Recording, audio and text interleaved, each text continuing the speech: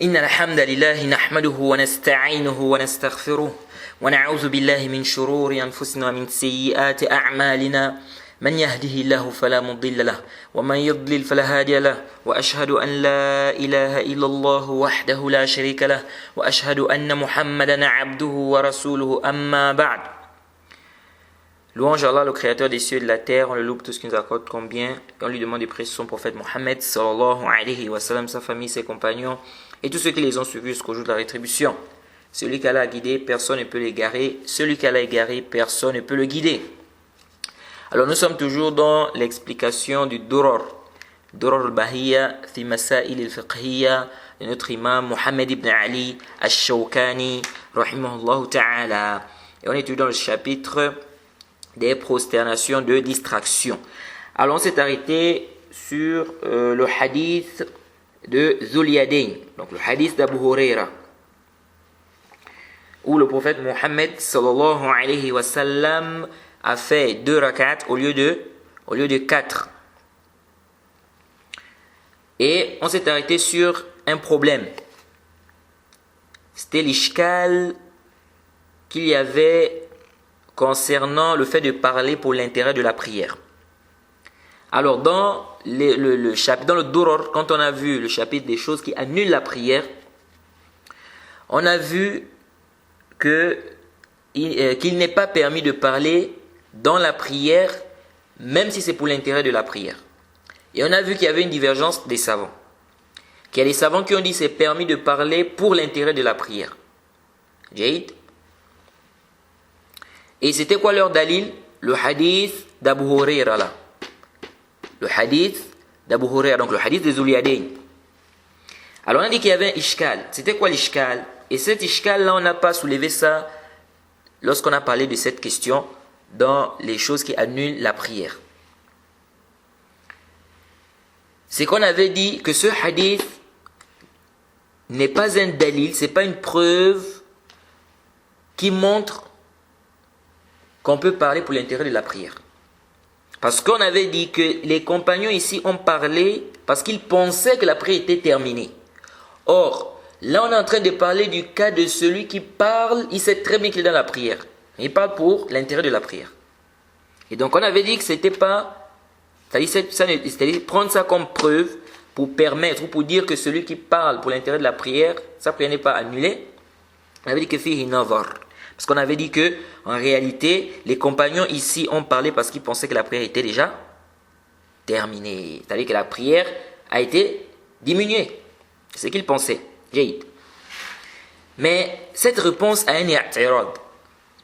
Il y a un i'tirad par rapport à cette réponse.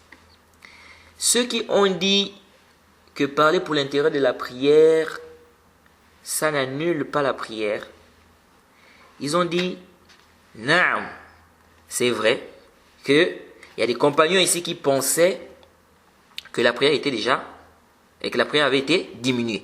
Ils disent, mais lorsque le prophète Mohammed sallallahu alayhi wa sallam dit Lam ansa wa lam tuqsar, parlant de la prière, lorsqu'il a dit je n'ai pas oublié, la prière n'a pas été diminuée, les compagnons ont donc compris que le prophète avait oublié.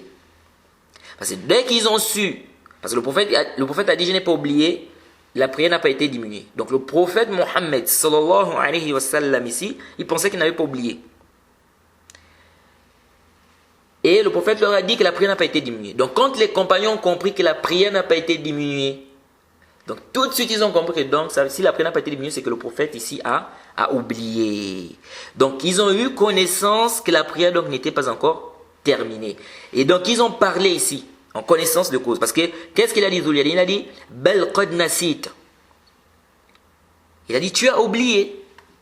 Donc tu as oublié. Quand le prophète a dit, je n'ai pas oublié, la prière n'a pas été diminuée, le prophète a dit, donc tu as oublié. Si tu as oublié. Donc quand il a dit, si tu as oublié là, il savait déjà que la prière n'était pas encore terminée. Parce que le prophète a dit, ça n'a pas été diminué. Donc si ça n'a pas été diminué, qu'est-ce qui reste? Quelle hypothèse? Parce qu'il a dit, tu as oublié ou bien la prière a été diminuée? Donc s'il dit la prière n'a pas été diminuée et qu'il n'a pas oublié, alors que eux ils savent bien que le prophète a fait 2 rak'at, ils ont dit donc le prophète Mohammed sallallahu alayhi wa sallam ici a oublié. Et le prophète a posé la question aux compagnons. As-sadaq Zul Yadayn? Est-ce que Zul Yadayn a dit vrai? C'est-à-dire ce que Zul Yadayn dit là, c'est vrai? Ils ont répondu Qalu na'am. Ils ont dit oui. Donc ils ont aussi parlé. Quand ils ont parlé là, ils ont su que ici la prière n'avait pas été diminuée. Donc, comme la prière n'a pas été diminuée et que le prophète ici là a prié 2 rakats, ils ont dit donc le prophète a oublié. Donc ça veut dire qu'ils savaient déjà qu'à ce moment-là, ils ont su que la prière n'était pas encore terminée. Mais malgré ça, ils ont parlé. Et ça n'a pas annulé la prière. Je ne sais pas si vous avez vu l'aspect argumentatif. Bon, l'imam Nawawi, dans son sharh de Sahih Muslim, il a répondu à cela. Il a dit que ça, c'était un khitab, c'est-à-dire c'était un discours du prophète avec les compagnons. C'était un discours entre le prophète et les compagnons. Et il a dit, et ça c'est permis chez nous et chez les autres. Et ça c'est permis chez nous et chez autres que nous. Alors, chez nous ici, l'imam Nawawi, quand il dit chez nous, c'est-à-dire chez les Shafi'i. Et vous devez savoir aussi que les grands savants, quand on parle les savants des Shafi'i, ils sont beaucoup. Mais quand les grands savants, les 2 grands savants, quand on parle des savants Shafi'i, nous avons Ar-Rafi'i et nous avons l'imam Shafi'i. Quand on dit Al-Shaykhan dans le mazhab des Shafi'i, ce sont les 2 là. Alors l'imam Nawawi a dit c'était quoi un discours? Donc c'était un khitab, un discours, un dialogue entre le prophète et les compagnons. Il dit ça c'est permis. Donc même si c'était dans la prière, ça c'est permis. Dans le Sharh Sahih Muslim, l'imam Nawawi, il a parlé comme ça de manière générale. Qu'est-ce que l'imam Nawawi veut nous dire ici? C'est comme si l'imam Nawawi veut nous dire en fait que ça c'est khas pour le prophète. Donc même si le prophète a parlé avec les compagnons ici et que la prière n'était pas encore terminée, il veut nous dire que ça c'est permis, ça n'annule pas leur prière. Alors l'imam Nawawi, dans le Majmou', il a encore détaillé la question. Je vais donc vous lire ici la parole de l'imam Nawawi dans le Majmou'. Et le Majmou', c'est un livre, subhanallah, vraiment j'avais souhaité que, mon souhait c'était que l'imam Nawawi termine ça. Parce que vraiment l'imam Nawawi a traité de ces masaïl dedans, subhanallah. C'est dommage que l'imam Nawawi n'a pas pu terminer ce livre-là. Ce sont d'autres personnes qui sont venues, qui ont terminé ça, mais l'imam Nawawi n'a pas terminé cela. Et il dit donc dans le Majmou', voilà, il dit dans le Majmou' au tome 4, à la page 84, il dit ceci: قال أصحابنا لو كلم النبي صلى الله عليه وسلم في عصره إنسانا في صلاة أو في غير الصلاة وجب عليه إجابته ولا تبطل صلاته بذلك على المذهب وبه قطع الجمهور وفيه وجه أنه لا تجب إجابته وتبطل بها الصلاة والصحيح الأول. الإمام النووي dit quoi? انتبهوا. Il dit وقال أصحابنا لو كلم النبي صلى الله عليه وسلم في عصره إنسانا في صلاة أو في غير الصلاة وجب عليه إجابته ولا تبطل صلاته بذلك على المذهب وبه قطع الجمهور وفيه وجه أنه لا تجب إجابته وتبطل بها الصلاة والصحيح الأول. L'imam Nawawi dit, nos compagnons ont dit, وقال أصحابنا, quand l'imam Nawawi dit وقال أصحابنا, c'est-à-dire les Shafi'iyya. Donc il dit وقال أصحابنا, donc nos compagnons ont dit, donc les Shafi'iyya ont dit, si le prophète Mohammed sallallahu alayhi wa sallam parle à son époque à une personne, dans la prière ou hors de la prière, il est obligatoire à cette personne-là de répondre.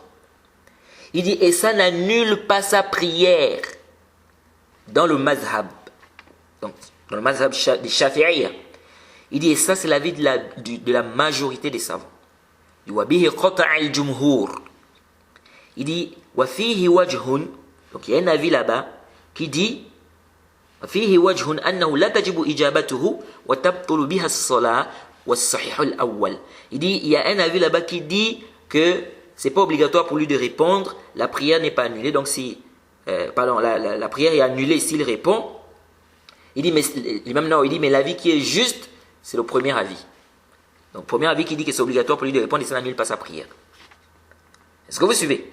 Donc, l'imam Nawawi nous fait comprendre ici que si le prophète parle à quelqu'un, il est dans la prière, il est obligatoire pour lui de répondre. Il dit, et ça n'annule pas sa prière. Après, il a dit, wafihi wajhun. Bon, il y a certains savants qui font la différence entre le wajh, la riwaya et le qawl.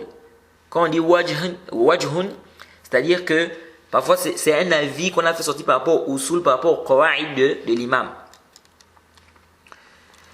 Donc, l'imam Nawawi dit, si le prophète parle à quelqu'un, il est dans la prière, il est obligatoire pour lui de répondre et ça n'annule pas ça n'annule pas sa prière. Donc ici, ça enlève l'ishkal. Donc on dit, naam, quand le prophète Mohammed sallallahu alayhi wa sallam leur a parlé, il leur a dit, as-sadaqa Zuliyadain, c'est que Zuliyadain a dit, c'est vrai, c'était obligatoire pour eux de répondre ici. Quand ils ont dit, naam, et ça n'annule pas leur prière.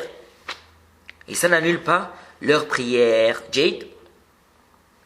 Et on a vu le verset où Allah subhanahu wa ta'ala dit, ya ayyuhalladhina amanu, istajibu lillahi wa lirrasul. Iza da'akum lima yuhyikum. Dans la sourate 8, verset 24-25, où Allah subhanahu wa ta'ala dit, vous qui avez cru, répondez à Allah et son messager lorsqu'il vous appelle. Jade. Donc, et on a vu le hadith du compagnon qui était dans la prière que le prophète a appelé. Il lui a dit, qu'est-ce qui t'a empêché de répondre? Jade. Il y a un compagnon qui a même dit, dans la version de Nasaï, et bien d'autres compagnons a dit, j'étais dans la prière et le prophète a lu ce verset. Il a dit, tu n'as pas entendu la parole d'Allah? Il a lu le verset là. Donc, au temps du prophète Mohammed sallallahu alayhi wa sallam, si le prophète parle à quelqu'un dans la prière, il est obligatoire pour lui de répondre et ça n'annule pas sa prière. Donc ça c'est quelque chose qui est spécifique au prophète Mohammed sallallahu alayhi wa sallam. Et même Shafi'i dans le il a aussi une parole, n'est-ce pas, qui fait allusion à cela. Jade. Donc il n'y a pas d'ishkal ici. Il n'y a pas d'ishkal. Donc de venir dire ici qu'ils ont parlé, ils savaient déjà que la prière n'avait pas été diminuée, nous disons naam. Et ceci, il n'y a pas d'ishkal, ça n'annule pas leur prière. Et l'imam Nawawi dans le sharh du Sahih Muslim, quand il a parlé du hadith de Zuliyadain, il a dit que c'était quoi? Parce qu'on va dire non, mais Zuliyadain a dit bala qad nasit. Il a dit que ça c'était un discours entre le prophète et les compagnons. Il dit et ça c'est permis. Il a dit chez nous et chez autres que nous, c'est-à-dire chez les autres. Est-ce que vous suivez? Donc voilà un peu ce qu'on peut dire par rapport à cet ishkal, n'est-ce pas, sur le fait de parler pour l'intérêt de la prière. Donc on avait dit qu'on ne doit pas parler dans la prière volontairement, même si c'est pour l'intérêt de la prière. Jade. Alors le hadith de Zuliyadain. Dans le hadith de Zuliyadain, on voit que le prophète a fait la prostration et distraction après le salam. Donc il a fait 2 rak'at. Donc quand on lui a dit qu'il a oublié, quand on lui a dit qu'il a oublié, qu'est-ce qu'il a fait? Il a fait les 2 rak'at qui manquaient. Il a fait le salam. Ensuite il a fait les 2 prostrations de distraction. Donc il a fait les prostrations et distractions après le salam. C'est pourquoi ici on retient que celui qui fait le salam au milieu de la prière, donc il diminue le nombre de rak'at. Lui là il fait la prostration et distraction après le salam. Tu as diminué le nombre de rak'at. Par exemple une prière après des maghrib c'est 3 rak'at. Toi tu as fait 2. Tu as fait le salam. Ici on dit tu dois ramener la raka'a qui manque et tu dois faire la prostration et distraction après le salam. Pareil, après les fajr c'est 2 raka'a, toi tu as fait une seule raka'a. Tu dois ramener une raka'a et tu dois faire la prostration et distraction après le salam. Donc celui qui diminue le nombre de raka'at dans la prière doit faire la prostration après le salam. Et ça va venir inshallah quand on va parler de la vie qui est plus proche des textes concernant la prostration et distraction, est-ce que c'est avant ou c'est après le salam. Et ça fait un rad au Shafi'iyya. Les Shafi'iyya qui ont dit que la prosternation et distraction, c'est toujours avant le salam. Parce qu'on voit bien qu'ici, le prophète a fait la prosternation et distraction après le salam. Donc comment on va dire que la prosternation et distraction, c'est toujours avant le salam. Donc, et venez dire aussi que ça a été abrogé, ça ne passe pas. Il n'y a pas de dalil qui dit que ici, cette histoire a été abrogée. Ici, ça a été abrogé. Les Malikiya se sont appuyés aussi de ce dalil pour dire que tout ajout dans la prière, par erreur ou par oubli, la prosternation et distraction doit être faite après le salam. Tout ajout. Ça aussi fait nazar. Parce que les Hanabila ont répondu à cela. Ils ont dit, l'imam Ahmed, donc ils ont répondu, les Hanabila ont répondu à cela en disant quoi? En disant que non, ce hadith se limite à celui-là qui a ajouté le taslim au milieu de la prière. Parce que vous devez savoir que ici, là, quand on regarde ce hadith, le prophète ici, il a diminué ou bien il a ajouté. Quand on regarde, on voit qu'il a diminué le nombre de rakats. Il a fait 2 rakats au lieu de 4. Ensuite, il a complété. Mais certains savants comme les Malikiya, ils te disent non, ici il y a eu un ajout. C'est quoi l'ajout? C'est le taslim. Parce que le prophète a fait un taslim quand il a fait 2 rakats. Alors qu'en réalité, quand on fait 2 rakats, une prière de 4 rakats, on ne fait pas le taslim. On fait le taslim au 4e rakat, à la 4e rakat. Mais ici, il a fait à la 2e. Ça fait un taslim. Il a encore fait le taslim quand il a complété les 2 rakats qui manquaient.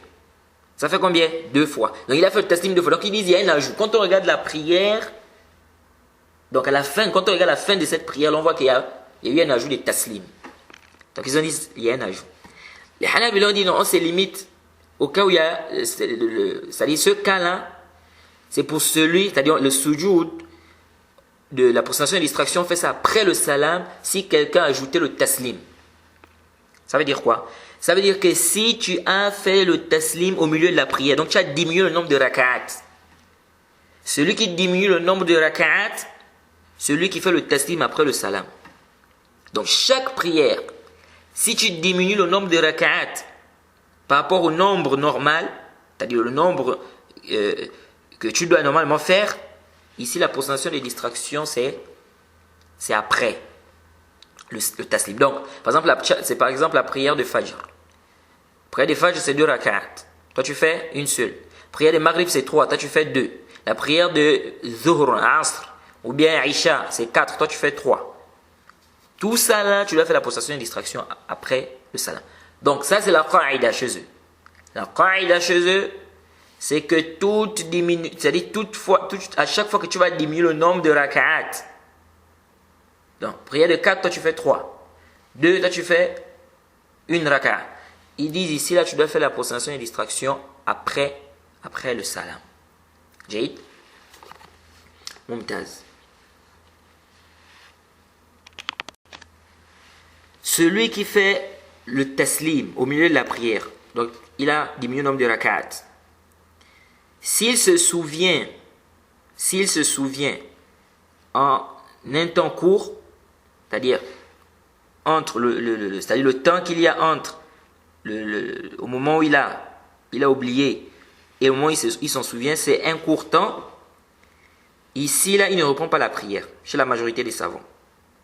Il fait quoi? Il continue simplement le nombre de rak'at. Par exemple, quelqu'un a, au lieu de 4 rak'at, la personne a fait 3.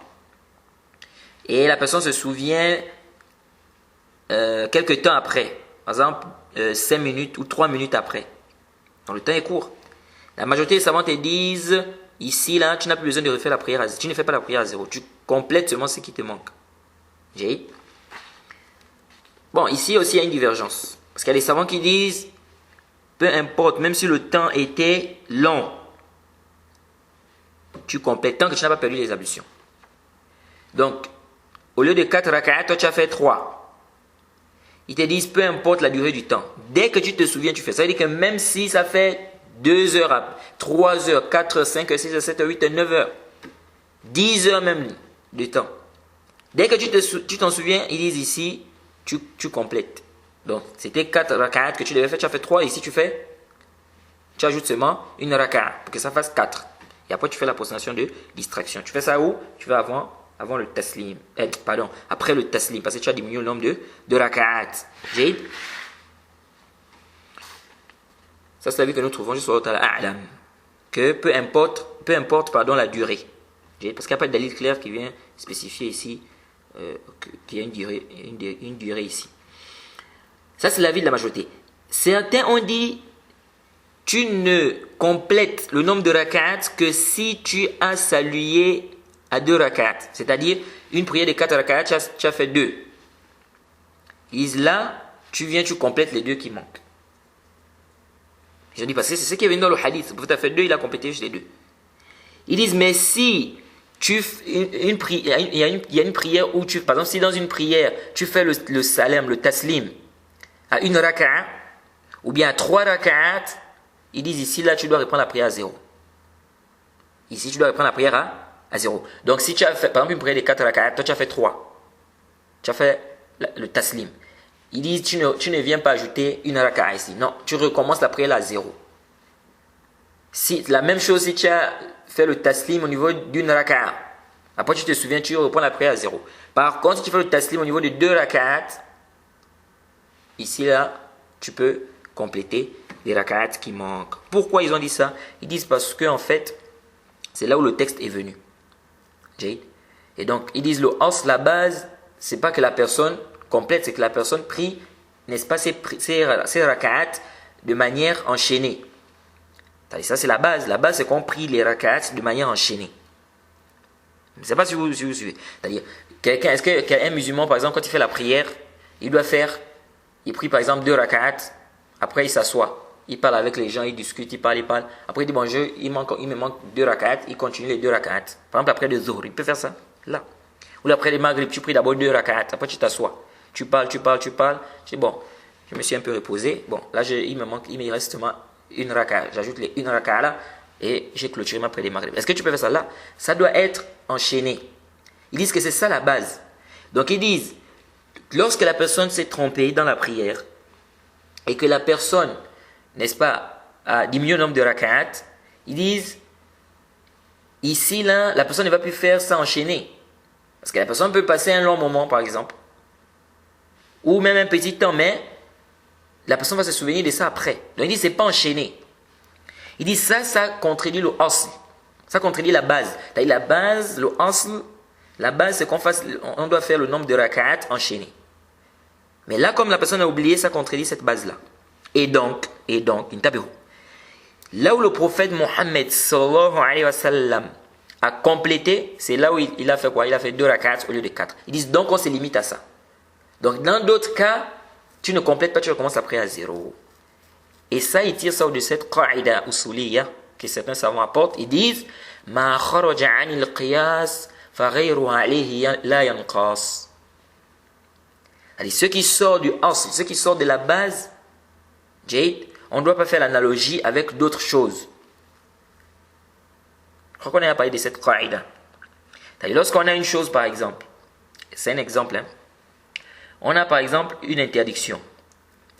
Ensuite, on a accepté quelque chose. La chose qui a été acceptée là, il te dit tu ne dois pas faire l'analogie avec d'autres choses. Parce que si tu fais l'analogie avec d'autres choses, finalement, on va plus se retrouver avec l'interdiction parce que l'interdiction là ne va plus. Quel est l'intérêt de cette interdiction alors? Si on doit faire l'analogie avec la chose qui a été acceptée. Donc le fait qu'on accepte, ça veut dire que ça doit rester, c'est-à-dire c'est ça seulement qui doit être accepté. C'est-à-dire ce qui a été accepté, c'est ce qui doit être accepté. On ne doit pas faire l'analogie. Jade. Et donc il dit ici, le cas où tu complètes, c'est un cas qui a été accepté du asl. Et donc le reste des cas, c'est pas accepté. Donc on ne doit pas faire l'analogie par rapport à cela. Ça c'est un avis qui n'est pas sahih. Jade. Déjà la mas'ala de ma kharaja 'anil qiyas fa ghayru alayhi la yanqas. Je crois qu'on a parlé de cette qaïda quand on avait parlé de le zahab et le fidda. Je pense que c'est dans le chapitre de la purification, dans le durar. lorsqu'on a parlé de, comment on appelle, les récipients en or ou en argent, parce qu'on a traité la question du récipient qui se casse, est-ce qu'on peut mettre un peu d'argent dessus? On avait dit, est-ce qu'on peut faire l'analogie avec l'or? Et on a vu que le Cheikh Al-Albani, certains savants voient qu'on peut faire l'analogie. Et on a vu qu'il y a d'autres savants qui ont dit non. Et ils ont apporté cette qaïda-là. Ma kharaja ani al-qiyas fa ghayruhu alayhi la yanqas. Jay, nous disons, cet avis, ce n'est pas un avis qui est sahih. Déjà, la mas'ala là, du qiyas, dans la rukhas, etc., ça aussi, c'est un débat chez les savants des usul. Bref, on dit que ce n'est pas sahih, parce que déjà, ça a été rapporté que le prophète a fait le taslim au niveau des 3 rak'at. Une prière de 4 rak'at, lui, il a fait 3. Et il a fait le salam. Et quand il s'est souvenu, il a simplement ajouté la rak'at qui manquait. Donc, quand ils disent ici que si c'est 3 rak'at, on ne fait pas, c'est-à-dire on doit recommencer à prier à 0, هذا غلط وخطأ وغير صحيح. جيد. Le hadith de Imran ibn Hussein. Imran ibn Hussein nous dit أن رسول الله صلى الله عليه وسلم صلى العصر فسلم من 3 ركعات ثم دخل منزله فقام رجل يقال له الخرباق وكان في يديه طول فقال يا رسول الله فذكر له صنيعه وخرج غضبان يجر رداءه حتى انتهى إلى الناس فقال أصدق هذا؟ قالوا نعم فصلى ركعة ثم سلم ثم سجد سجدتين ثم سلم رواه مسلم. Alors, on a le hadith de Imran ibn Hussein. Il dit le prophète a pris la prière de Asr. Puis le prophète a fait le taslim, donc le salam, au niveau de 3 rak'at. Donc la prière de Asr, c'est combien de rak'at? 4.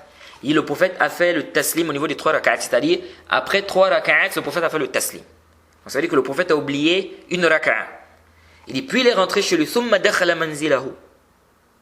Thumma dakhala manzilahu. Il est rentré chez lui. Ça fait au rad à ceux qui ont dit que quand tu tournes la tête de la qibla, tu ne dois plus.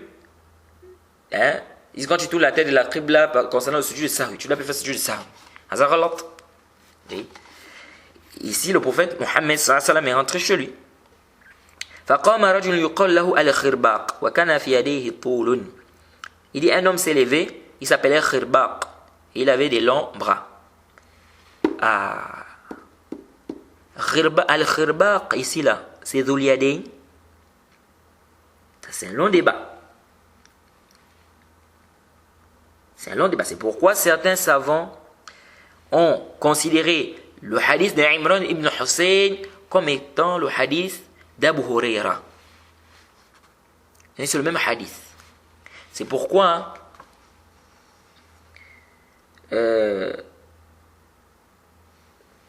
quand je lisais Boulough al-Maram, je lisais un peu les hadiths qui sont dans Boulough al-Maram concernant ce chapitre, je me suis rendu compte qu'Al-Hafiz ibn Hajar n'a pas cité le hadith d'Imran ibn Hussein où le prophète a fait 3 rak'at au lieu de 4. J'ai vu qu'il avait cité le hadith de Dhul Yadayn où le prophète a fait 2 rak'at au lieu de 4. J'ai vu qu'il avait cité le hadith de Ibn Mas'ud, le prophète a fait 5 rak'at au lieu de 4.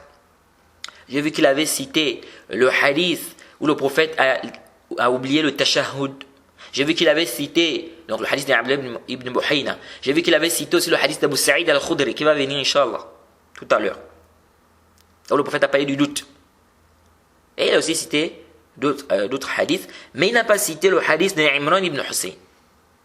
Je me suis dit, pourquoi Al-Hafiz ibn Hajar, il n'a pas cité ce hadith-là? C'est quand même un hadith important. Le prophète a fait 3 rak'at au lieu de 4. Pourquoi il n'a pas cité dans le Boulough? Alors, je me suis dit, peut-être qu'Al-Hafiz ibn Hajar est d'avis des savants qui disent que l'histoire de Dhul Yadayn, de la qissa de Dhul Yadayn, là, donc le hadith d'Abu Huraira, qu'on a lu au premier cours, c'est la même histoire que le hadith d'Imran ibn Hussein. Après, j'ai fait un bahth pour essayer de trouver l'avis d'Al-Hafiz ibn Hajar. Parce que je ne savais pas qu'Al-Hafiz ibn Hajar était de cet avis. Je me suis rendu quand j'ai trouvé l'avis d'Al-Hafiz ibn Hajar.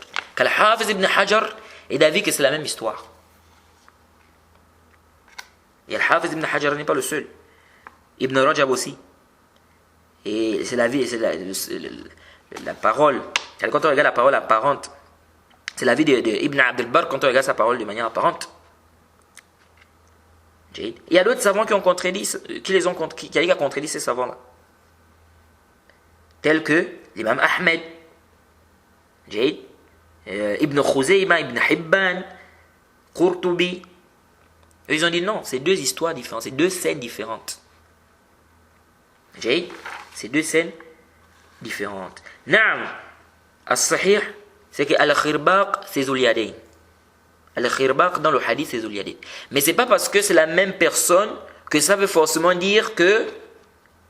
C'est pas parce que c'est la même personne que ça veut dire que c'est la même histoire. Non. C'est deux scènes différentes. Il n'y a pas d'ishkal que ça soit Zul Yadayn qui a parlé là-bas dans la première scène, lorsque le prophète a fait 2 rak'at au lieu de 4. Et c'est aussi lui qui a parlé lorsque le prophète a fait 3 rak'at au lieu de 4. Là, ishkal. Donc là, ishkal fi hadha. Il a dit, il avait donc des longs bras. Il a dit, ô messager d'Allah, tu as prié donc 3 rak'at.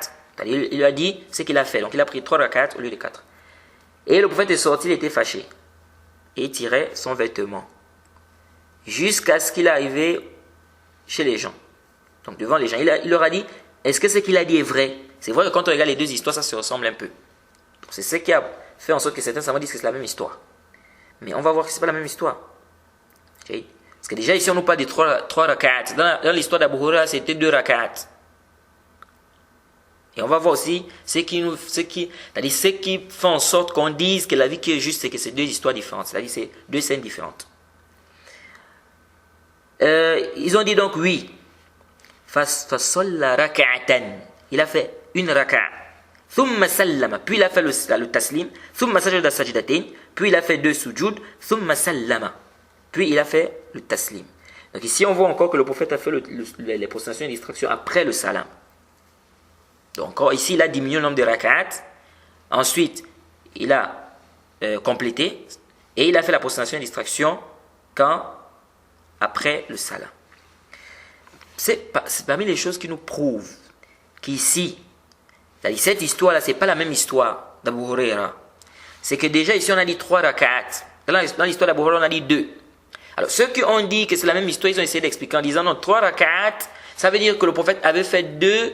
En fait 3 rak'at, c'est pas qu'il a fait 3 rak'at de manière complète. Non, c'est-à-dire il a fait 2 rak'at et il commençait à la 3e raka'a. Mais il n'a pas fait la 3e raka'a de manière complète. C'est pourquoi ils ont dit 3 rak'at. Mais sinon, c'était 2 rak'at. Bon, cette explication-là, vraiment, fihi nazar. Fihi nazar. Ça contredit le zahir du texte. Ça contredit le sens apparent du texte. On a dit fi salasin rak'at. On a dit 3 rak'at. Pourquoi on a dit non ici, c'est pas que c'était, le 3e n'était pas complet, c'est fi bidaya, kaza. Là. Ici, on a dit 3 rak'at. C'est 3 rak'at. Ça c'est 1. 2, ce qui montre encore que c'est pas la même histoire, c'est que le rapporteur a dit fasol la raka'atan. Il a prié une raka'a. Parce que la prière de Asr. Une raka'a, ça fait combien? Plus les 3 qu'il avait fait, ça fait 4.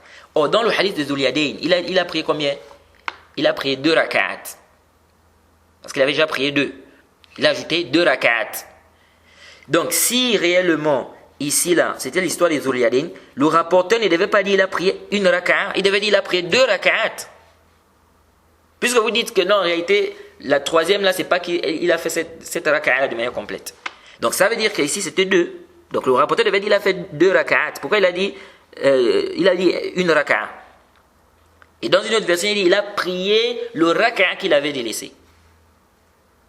Tout ça, ça montre quoi? Tout ça sont des qara'in, sont des indices qui nous montrent que c'est deux scènes différentes. C'est pas la même histoire.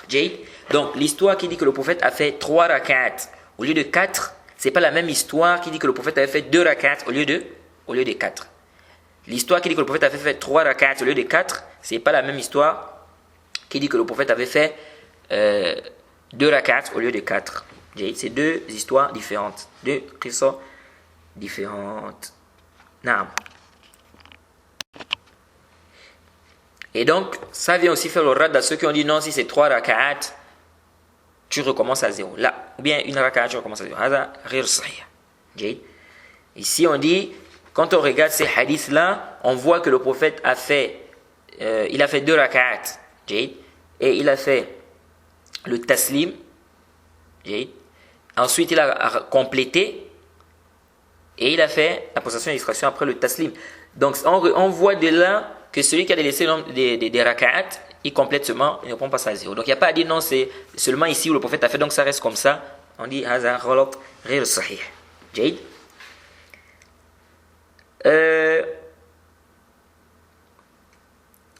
Ici aussi, il y a une mas'ala.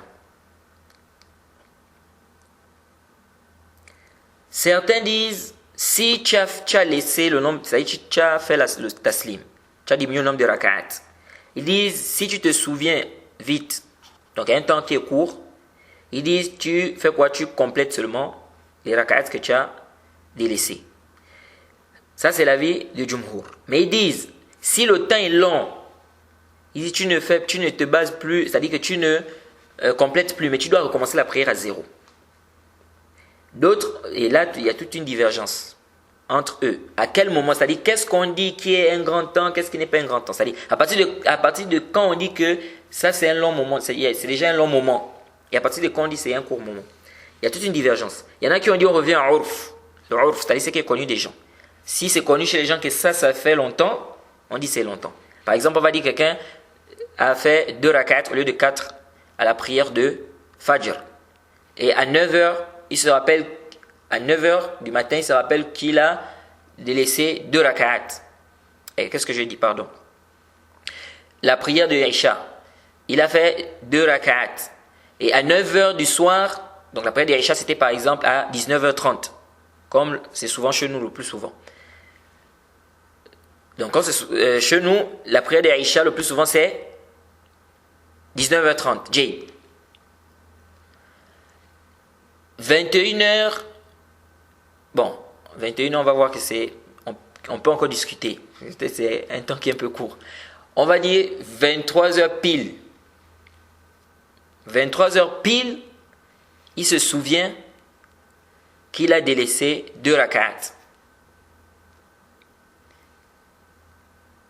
Le temps là, de 19h30 à 23h, c'est long quand même.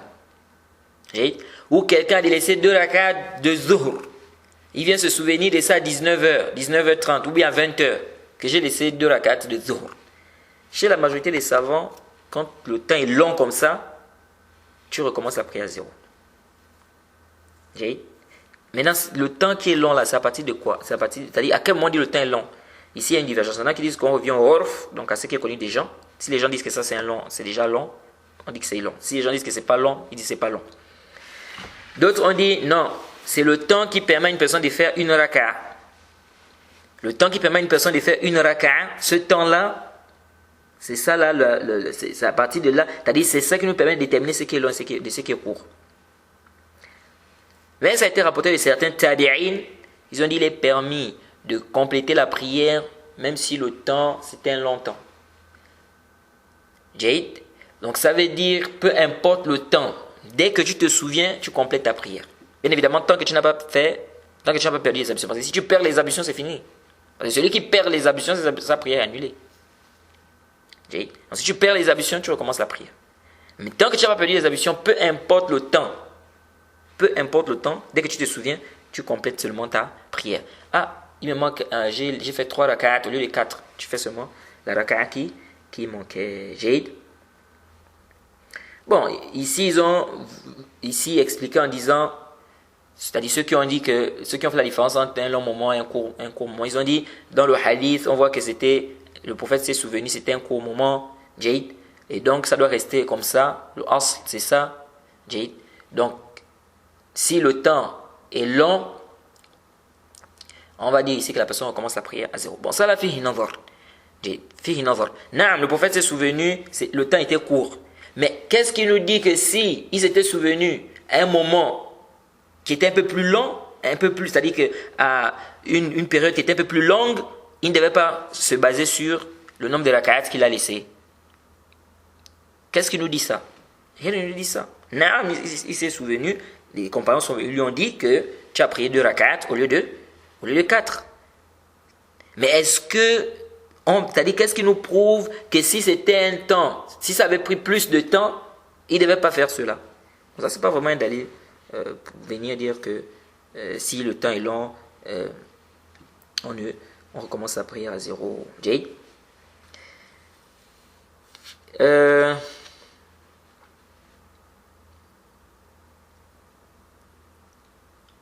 Jay, il y a une question ici importante. Celui qui a fait le taslim, c'est-à-dire il a fait une prière de 4 rak'at par exemple, tu fais le taslim à 2, c'est-à-dire à la deuxième rak'at, tu fais le taslim. Et tu te souviens qu'il te manque 2 rak'at. Donc tu as fait le taslim 2 rak'at, donc il te manque encore 2 rak'at, prière de zuhr par exemple, ou asr. Comment tu dois venir rembourser ça? Ou bien compléter ça? Est-ce que ici tu viens seulement, tu te mets debout, tu continues? Ou bien tu dois d'abord t'asseoir, tu te relèves. As-sahih al-rajih, tu t'assois d'abord. Tu t'assois, Jade. Ensuite, tu te lèves en faisant le takbir et tu continues. Pourquoi on dit ça? Parce que quand tu as fini de faire le tashahhud, tu es sorti, tu as fait le taslim, tu es sorti. Ici, là, dans la prière, normalement, quelqu'un qui prie une prière de 4 rak'at, après le tashahhud, qu'est-ce que tu fais? Tu fais le takbir et tu te lèves. Tu fais le takbir et tu te lèves. Et je profite à rappeler que sahih, la vie qui est juste, c'est qu'il n'y a pas à lever les mains en étant assis. Hein? Je vois beaucoup des frères qui font ça. La vie qui est juste, c'est la vie des savants qui disent qu'il n'y a pas à lever les mains quand tu es assis comme l'imam al-Bukhari. Et tu te lèves directement. C'est-à-dire quand tu vas lever les mains, tu lèves les mains, c'est pas en étant assis en fait. Parce qu'il y a un hadith de Ali ibn Abi Talib authentique où il dit Ma kana yarfa' yadayhi wa huwa jalis.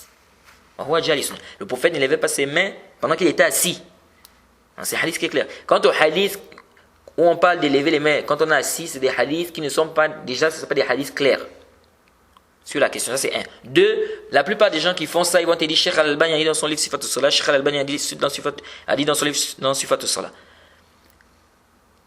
Naam, le Cheikh a dit ça. Il faut savoir que c'est pas tout ce que le Cheikh a dit dans son livre qui est forcément sahih. Le Cheikh a fait ces efforts qu'il a eu à faire par rapport à la description après, alhamdulillah, et ce livre, beaucoup de gens ont profité de ça. Nous tous, on profite de ça. Mais ça veut pas dire que tout ce qui est là-bas, c'est forcément sahih. En plus, le cheikh a dit ahyanan.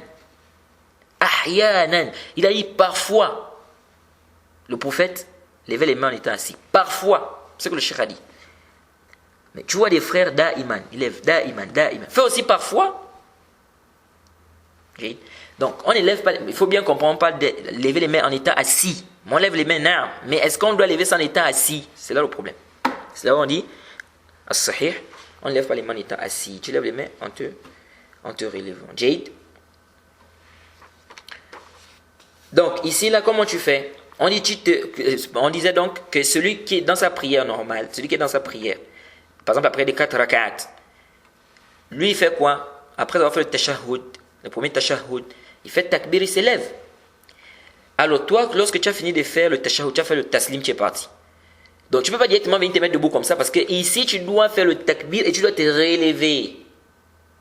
Donc c'est pourquoi on dit lorsque tu vas venir rembourser là, ou bien compléter, on va dire, ce que tu as laissé, tu viens, tu t'assois d'abord.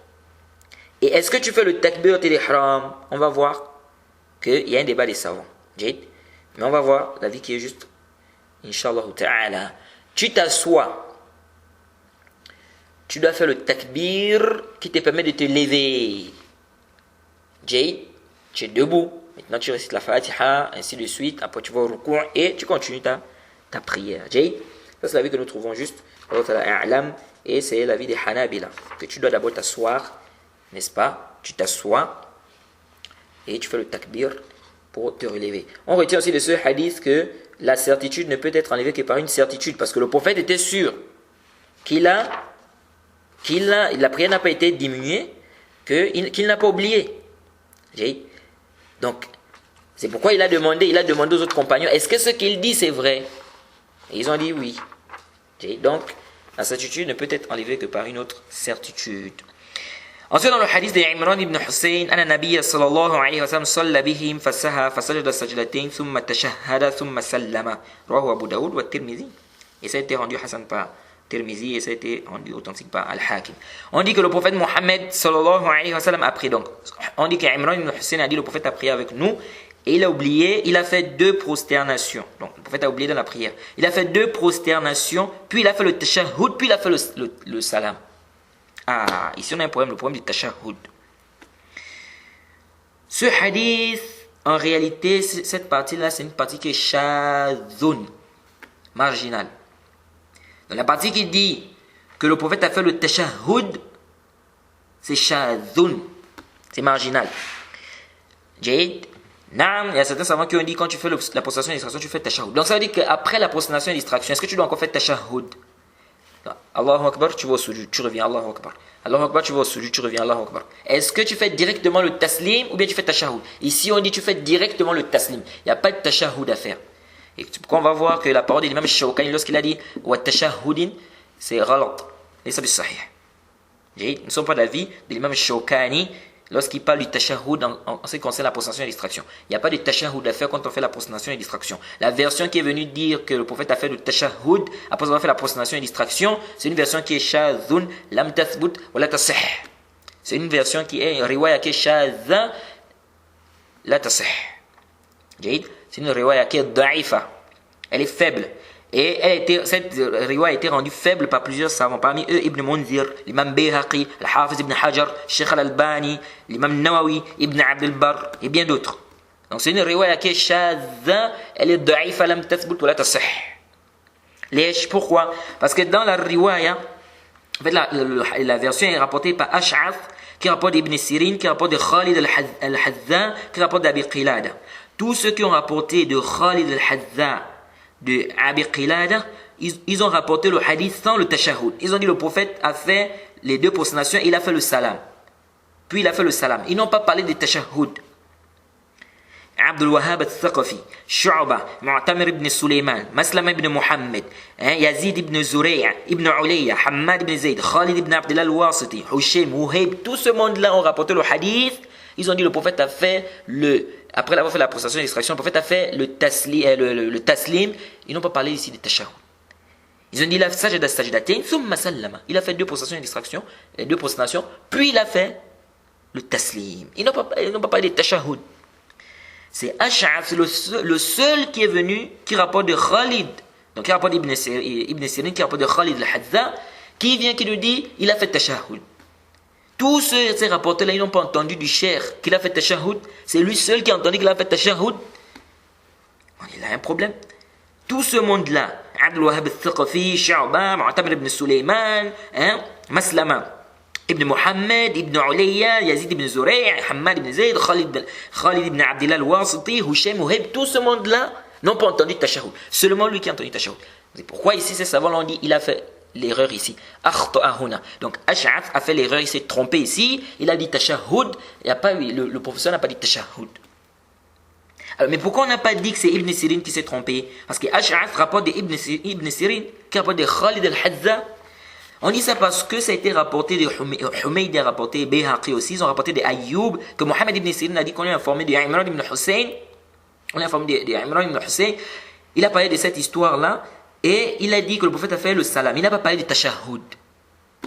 Donc ça montre que l'erreur, parce qu'Ibn Sirin a parlé du taslim, il n'a pas parlé du tashahhud. Ça montre que l'erreur ici vient de qui? Ash'ath. Jade. Mumtaz. Ensuite, dans le hadith d'Abu Sa'id al-Khudri. Donc ici, là, dans la prosternation et l'extraction, il n'y a pas de tashahhud à faire. Il n'y a pas de tashahhud à faire. Naam, il y a une divergence des savants qui ont dit qu'on fait tashahhud. Comme l'imam Shawkani, par exemple, et bien d'autres. Mais un sahih al-rajih, c'est qu'il n'y a pas de tashahhud à faire. Parce que le hadith qui est venu concerner le tashahhud, c'est un hadith qui est marginal. La version qui parle du tashahhud, c'est une version qui est marginale. Shadhun la yasih wa la yathbut. Jade. Et beaucoup de savants ont dit ça faible. Je vous ai cité ces savants-là ici. Jade. Donc, dès que tu termines la prosternation et l'extraction, directement tu fais le taslim. Il n'y a pas à faire un tashahhud. Le hadith d'Abu Sa'id al-Khudri. Il dit, Qala Rasulullah sallallahu alayhi wa sallam. Et ça, c'est un hadith qui est très important. Et là, je demande vraiment votre attention. Parce que le hadith, il est important. Le prophète Mohammed sallallahu alayhi wa sallam a dit, Iza shakka ahadukum fi salatihi, falam yadri, kam salla, athalathan am arba' فليطرح الشك وليبني على ما استيقن ثم يسجد سجدتين قبل أن يسلم فإن كان صلى خمسا شفعنا له صلاته وإن كان صلى تماما كانتا ترغيما للشيطان. Le hadith est rapporté par l'imam Muslim. Le prophète a dit, si l'un d'entre vous doute dans sa prière, il ne sait pas combien il a prié, 3 rak'at ou 4 rak'at. Il dit qu'il élimine, qu'il jette le doute et qu'il se base ou qu'il se fonde sur la certitude. Puis qu'il fasse 2 prosternations avant de faire le taslim, donc avant de faire le salam. Il dit, s'il avait prié 5, donc 5 rak'at, les prosternations des distractions compenseront donc l'ajout commis. Et s'il avait prié le nombre exact, complet, donc 4, les prosternations des distractions seront alors une humiliation pour le shaitan. Une humiliation pour le shaitan. Parce qu'il a voulu t'embrouiller, dans la prière. Il a voulu gaspiller ta prière. Donc ça, c'est une humiliation pour lui. Jayd. Ce hadith, c'est un rad au Malikiya. C'est un hadith qui fait un rad au Malikiya. Et on va voir le wajh istidlal ici. Mais avant ça, ce hadith nous prouve que celui qui doute dans la prière, ensuite le doute s'en va, il n'a pas de prostration et distraction à faire. Ça, c'est la vie qui est juste. C'est-à-dire, si tu doutes dans la prière, après la certitude vient, il n'y a pas de prostration et distraction à faire. Exemple, quelqu'un est en train de douter.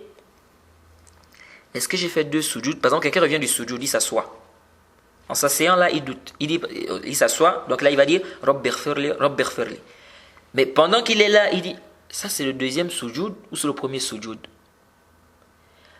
Là, il doute. Mais après, il se souvient que, c'est vrai, ça c'est le premier sujoud. Donc, il manque encore un autre sujoud. Donc, la certitude revient. Est-ce que la personne doit faire la prosternation et distraction ici? C'est-à-dire, cette personne doit faire la prosternation et distraction, oui ou non?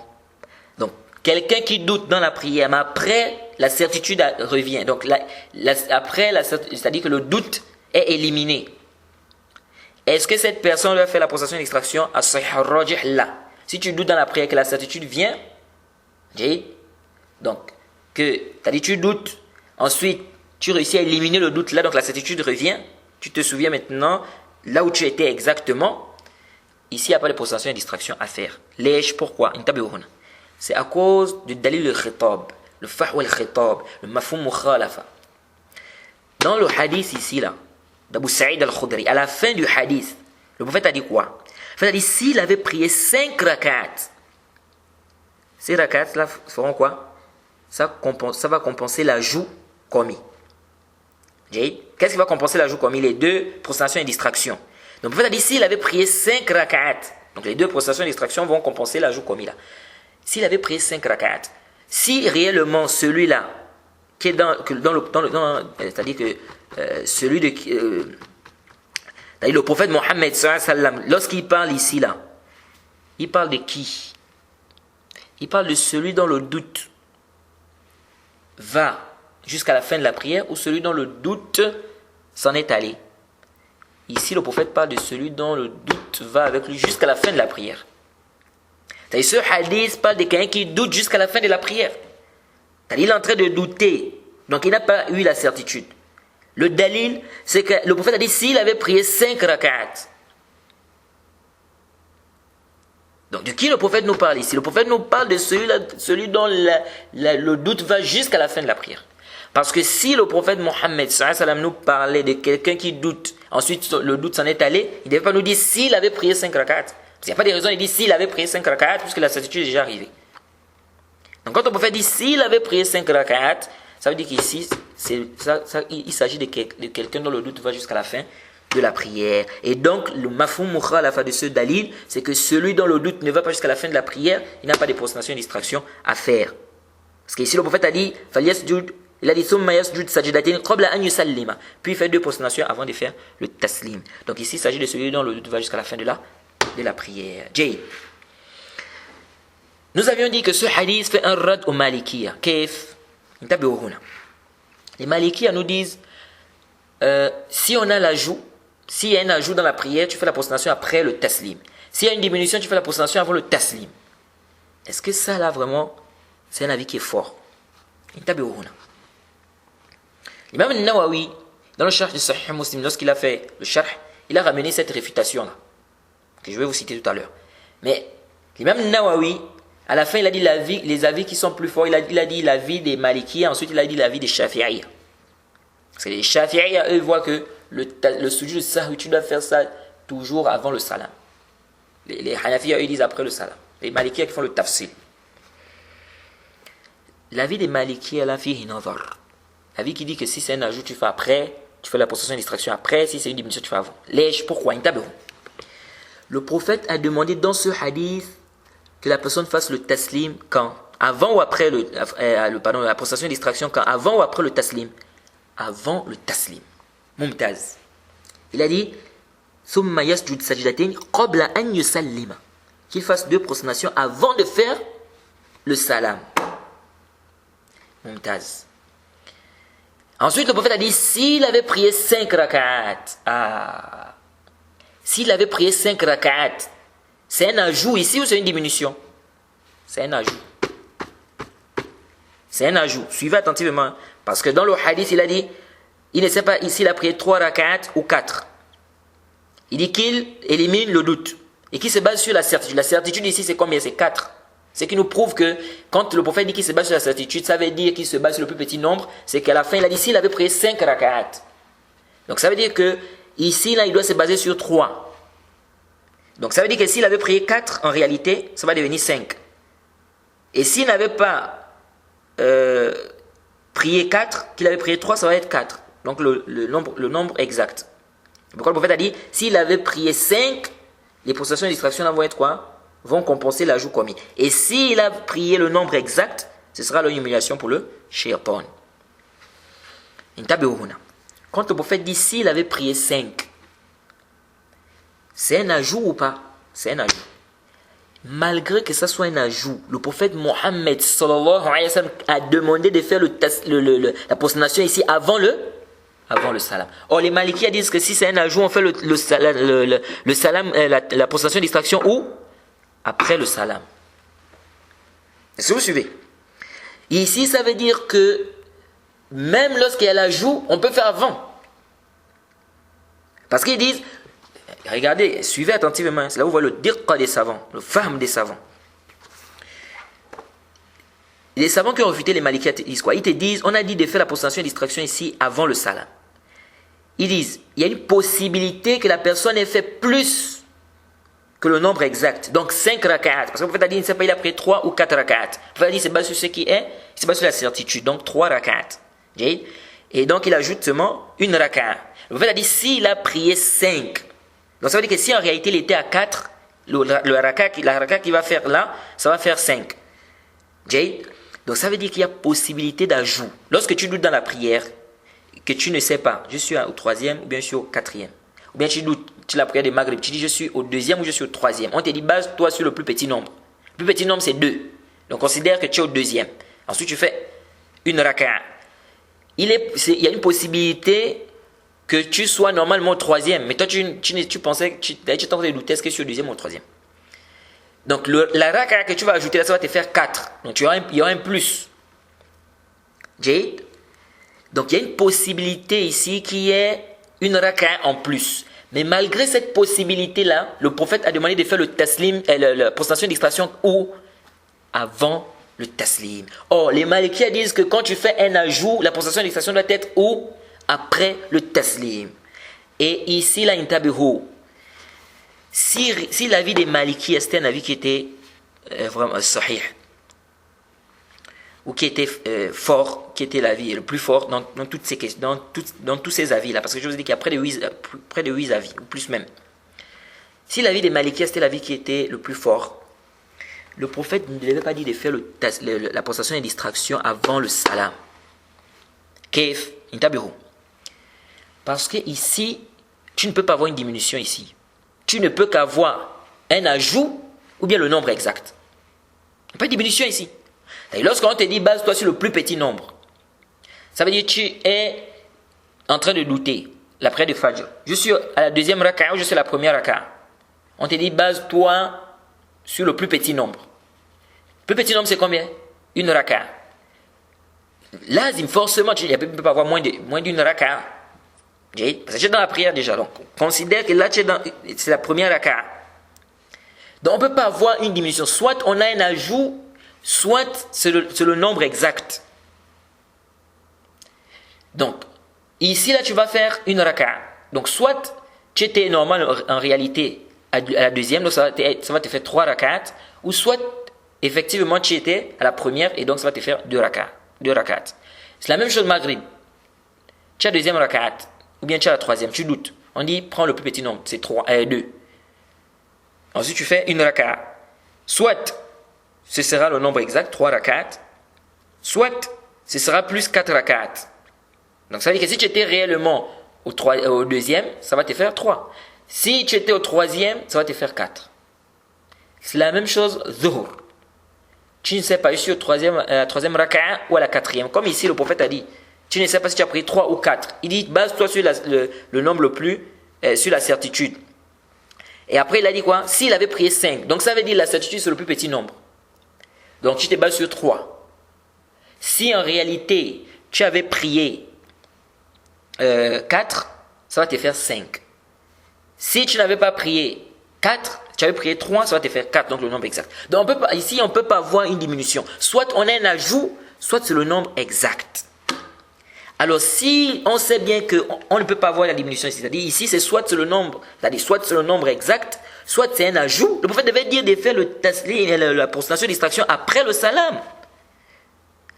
Parce que ici, on ne peut pas avoir la diminution là. Quand tu te bases sur 3 ou 4, tu ne sais pas c'est 3 ou 4. On te dit base-toi sur le plus petit nombre, c'est 3. Ici, tu ne peux pas avoir la diminution. Soit tu vas te retrouver avec 5 raka'at, soit tu vas te retrouver avec 4 raka'at. Tu doutes, est-ce que je suis à la deuxième ou à la troisième après les Maghrib? On dit tu vas te retrouver soit avec 3 raka'at, soit avec 4 raka'at. Fajr, tu doutes, est-ce que je suis à la première raka'at ou bien à la deuxième? On dit tu vas te retrouver soit avec 2 raka'at, soit avec 3 raka'at. Il n'y a pas de diminution. Donc, soit il y a l'ajout, soit c'est le nombre exact. Donc, si ici, là, il n'y a pas de diminution, ça veut dire que le prophète devait dire de faire la prostration la prostration de distraction après le salam, parce que c'est soit l'ajout, c'est soit le nombre exact. Mais le prophète, ici, n'a pas dit de faire après. Il a dit de faire avant.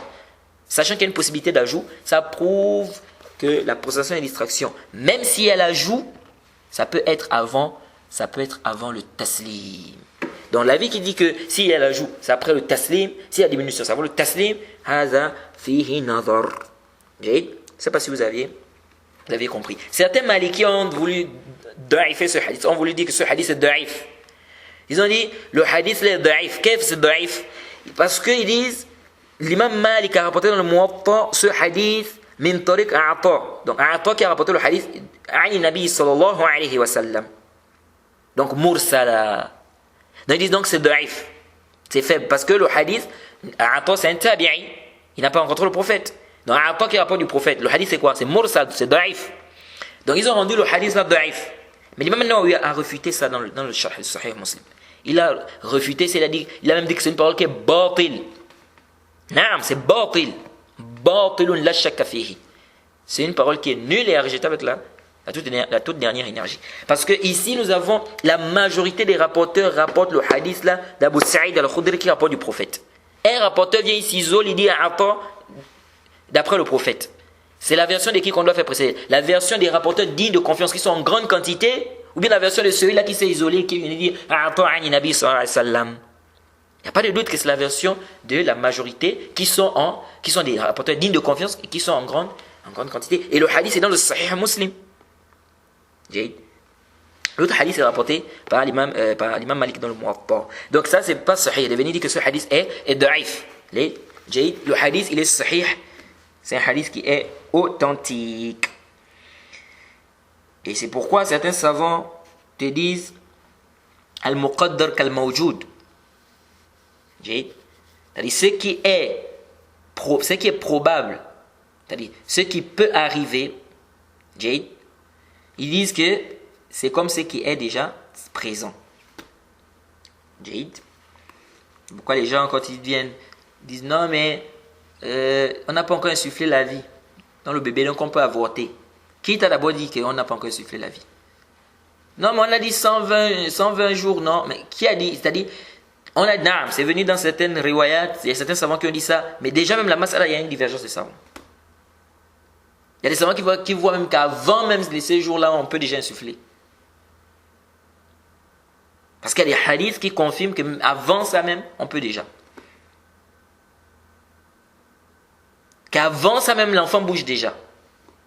Et des médecins confirment ça. Qu'avant les 120 jours, l'enfant commence déjà à faire certains mouvements dans le ventre. Et ça, c'est connu avec la médecine. C'est pourquoi Ibn al-Qayyim, quand il a parlé de cette question, il a dit quoi? Il a dit la vie, là, c'est pas une vie, c'est une vie comme la vie des plantes. La vie du bébé avant les 120 jours, il a dit que c'est une vie comme la vie. Parce qu'avant les 120 jours, l'enfant commence déjà à bouger. Jay. Donc ça, c'est un débat là-bas entre les savants. Inch'Allah, peut-être, on aura l'occasion d'en discuter dans Usul Sunnah. Inch'Allah ta'ala. Jay.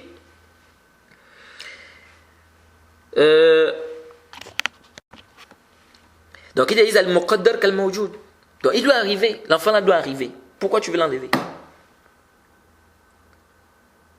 Non, mais on n'a pas encore insufflé. Qui t'a dit? Bon, il y a certains savants qui disent, comme tel que l'imam Malik, l'imam Shafi'i, ils disent que le doute, celui qui doute dans la prière, doit se baser sur le plus petit nombre, de manière absolue. Jay, à cause du hadith d'Abu Sa'id al-Khudri. Ils disent parce que la base, c'est l'absence de la chose dont tu doutes là. L'imam Ahmed, il a une riwaya où il dit le hadith d'Abu Sa'id al-Khudri là, c'est pour celui qui prie seul. Donc, celui qui prie seul, s'il doute, il se base sur la certitude. Et le hadith d'Ibn Mas'ud qui va venir, Inch'Allah, c'est pour l'imam. Il se base sur le doute avec présomption, c'est-à-dire l'avis prépondérant. Parce on va voir qu'il y a deux types de doutes. Il y a un doute où tu n'arrives pas à distinguer, on peut dire 50%, 50%, et il y a un doute où tu penches quand même vers un des avis. Ça, c'est le doute avec présomption. Alors, il dit, ce doute-là qui est avec présomption, c'est pour l'imam. Donc l'imam, il se base sur ça. Et donc, le sujoud, la prosternation et distraction de celui qui prie seul, s'il doute, ce sera avant le salam. Et la prosternation et distraction pour l'imam qui doute, ce sera après le salam. Bon, le Cheikh al-Islam Taymiyyah a débattu cette riwaya-là, l'imam Ahmed. Il a dit dans le hadith, on a dit, Iza shakka ahadukum. Si l'un d'entre vous doute. Il a dit ahadukum, c'est général. On n'a pas ici dit que c'est le munfarid, donc celui qui prie seul, ou bien c'est l'imam. Et il y a une autre riwaya de l'imam Ahmed où il dit que le hadith d'Abu Sa'id al-Khudri, la personne se base sur la certitude. La certitude, c'est le plus petit nombre, ici. Et le hadith d'Ibn Mas'ud, c'est pour celui qui penche vers un des avis. Donc tu doutes, par exemple, est-ce que je suis à la troisième raka'at ou je suis à la quatrième? Mais tu as peut-être des indices, des qara'in, tu penches plus vers le fait que tu es déjà à la quatrième raka'at. Tu dis non, ça c'est la quatrième quand même. Donc ici tu te bases sur ça. Tu considères que c'est la quatrième. Et tu vas faire la prostration et l'illustration quand? La prostration et l'illustration, tu vas faire ça après le taslim. Et ça va venir, Inch'Allah, dans le hadith d'Ibn Mas'ud. Et ça c'est la vue que nous trouvons juste. C'est-à-dire que le doute, on a deux types de doutes. Il y a le doute où tu n'arrives pas ici à trouver, c'est-à-dire tu ne penches pas vers, c'est-à-dire tu ne penches vers aucun des avis. Donc on peut dire 50%, 50%. Ce doute-là, si ça t'arrive dans la prière, tu te bases sur le plus petit nombre et tu fais la prostration et la distraction avant le taslim. Ensuite, on a l'autre doute. L'autre doute, tu doutes, mais il y a un avis dans lequel tu penches plus. Tu te bases sur l'avis dans lequel tu penches plus là et tu vas faire la prostration et la distraction après le taslim. Et Inch'Allah, ça va venir en détail quand on va parler de à quel moment on fait le taslim, après on fait la prostration et distraction, tu fais la prostration et distraction, après tu fais le taslim. À quel moment on fait la prostration et distraction, avant ou après le taslim, ça va venir en détail, on va parler de ça. Jade. Et Ibn Hibban aussi, il a fait ce tafsil là. Ensuite, on a le hadith d'Ibn Mas'ud, dont je vous ai parlé précédemment. Alors, dans ce hadith, on nous dit Salla Rasulullah sallallahu alayhi wa sallam. Falamma sallama qila lahu. On a dit le prophète a prié. Lorsqu'il a fait le taslim, on lui a dit Ya Rasulallah, ahadatha fi salati shay? Qala wa ma zak? Qalu sallaita kaza wa kaza. On a dit au prophète, quelque chose s'est passé dans la prière. Il a dit, qu'est-ce qui s'est passé? Ils ont dit, tu as prié ça, tu as prié ça. C'est-à-dire, tu as prié 5 rak'at. Parce qu'il y a une riwaya qui est venue spécifier. Ils ont dit, tu as prié 5 rak'at. Il faut retenir les hadiths là. Hadith d'Abdullah ibn Buhayna, on a vu. Le prophète a délaissé le tashahhud. C'est élevé. Le hadith de Abu Huraira Dhul Yadayn. Le prophète a fait 2 rak'at au lieu de 4. Le hadith de Imran ibn Hussein dans le Sahih Muslim. Le prophète a fait 3 rak'at au lieu de 4. Et là, on a le hadith d'Ibn Mas'ud, le prophète a fait 5 rak'at. Il faut connaître ça. Et ces hadiths-là, il faut les connaître. Donc, on a dit au prophète que tu as pris 5 rak'at. قال فثنى رجليه واستقبل القبلة. Il a replié ses pieds et il s'est mis en direction de la qibla. فسجد السجدتين. Il a fait 2 prosternations. Le prophète s'est assis donc. Il a directement fait 2 prosternations. ثم سلم. Puis il a fait le taslim. ثم أقبل على الناس بوجهه فقال. Puis il s'est mis devant les gens, il a dit, donc avec son visage, il a dit إنه لو حدث في الصلاة شيء أنبأتكم به. Il dit, si quelque chose se produit dans la prière, je vais vous dire. C'est-à-dire, les gens se sont dit peut-être qu'il y a eu un changement dans la prière. Alors, le prophète est en train de leur dire, s'il y a un changement dans la prière, je vais vous informer. Ça montre qu'on doit se baser sur l'istishab. C'est-à-dire, lorsqu'il n'y a pas de dalil, on se base sur le asl. On dit, c'est les gens qui viennent avec les bid'a, les gens qui amènent des muhdathat. Tu viens, tu veux fêter l'anniversaire du prophète Mohammed sallallahu alayhi wa sallam. Akhi barakallahu fik. Si c'était un bien, le prophète Mohammed sallallahu alayhi wa sallam il devait nous orienter. Le prophète devait faire ça d'abord. Ou ses compagnons. Toi, tu aimes le prophète plus que les compagnons du prophète Mohammed sallallahu alayhi wa sallam. Pourquoi ils n'ont pas fêté ça? Pourquoi le prophète n'a pas fêté? Pourquoi les compagnons n'ont pas? Pourquoi les tabi'in n'ont pas? Pourquoi ceux qui sont venus après n'ont pas fêté ça?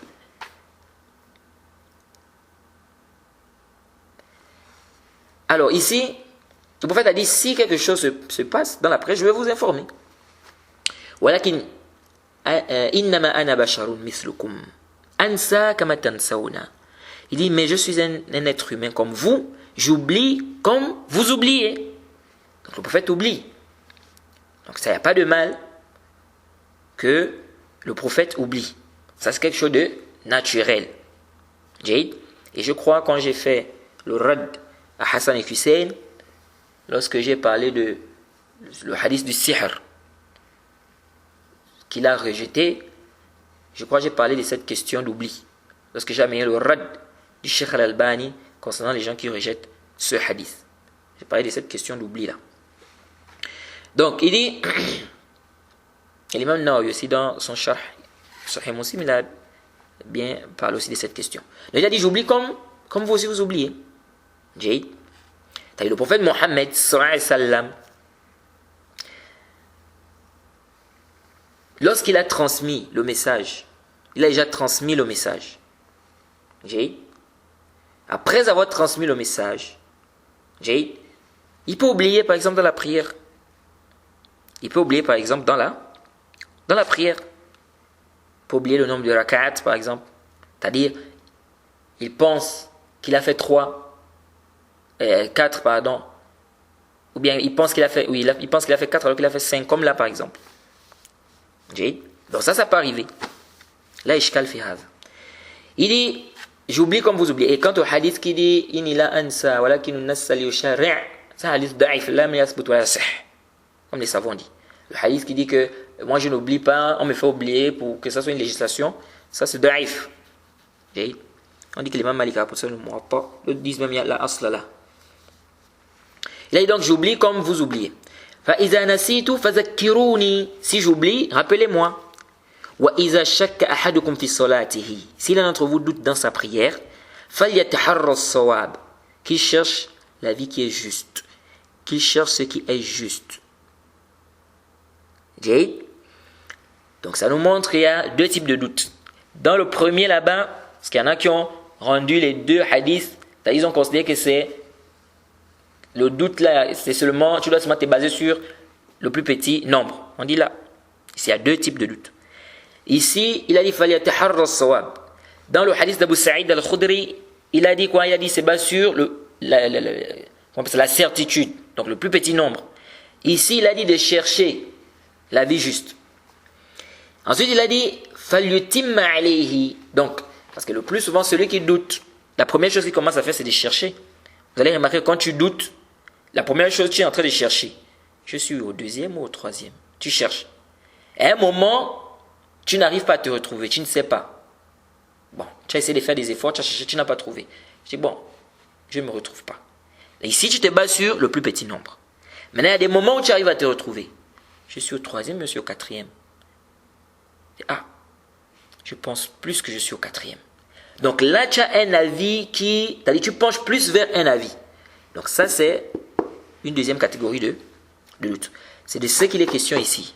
Donc, vous avez dit, donc il doit chercher la vie juste. Qu'il complète en se basant sur cela.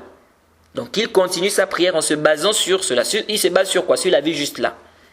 C'est-à-dire qu'il voit. Il voit que c'est ça qui domine, qui prédomine. Donc il se base sur ça. C'est pourquoi on parle de doute ici avec présomption. Il dit فَلْيُتِمَّ عَلَيْهِ ثُمَّ لِيَسْجُدْ سَجْدَتَيْنِ. Puis qu'il fasse deux prosternations. Dans la version de l'imam al-Bukhari, le prophète a dit فَلْيُتِمَّ عَلَيْهِ, donc il complète sur ça. ثُمَّ يُسَلِّمْ, c'est-à-dire qu'il complète sa prière en se basant sur la vie juste qu'il trouve juste là. Il dit ثُمَّ يُسَلِّمْ, puis il fait le taslim, ثُمَّ يَسْجُدْ, puis il fait la prosternation de distraction. Donc il fasse puis qu'il se prosterne.